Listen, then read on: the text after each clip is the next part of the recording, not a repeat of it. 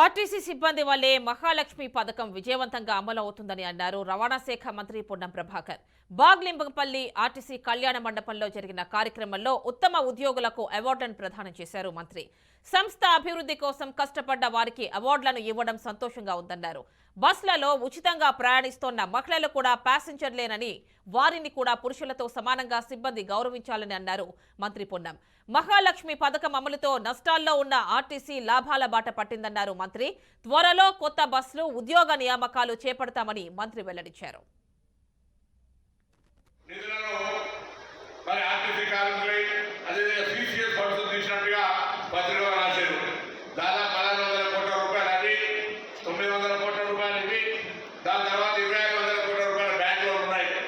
నేను మంత్రిగా నా మీద బాధ్యత, ఈ ప్రభుత్వం మీద బాధ్యత. ఆర్టీసీని బకాయిలు లేకుండా మీ పిఎఫ్ ఫండ్ మీరు ఏ విధంగా ఉండే దాని కొరకు మా ప్రయత్నాలు ప్రభుత్వాన్ని పూర్తి సహకారం చేయడానికి నా ప్రయత్నం చేస్తాను. మీరు కూడా ఆర్టీసీ సంస్థలో ఈ ఆపరేషన్ లాస్ నుంచి ఇతర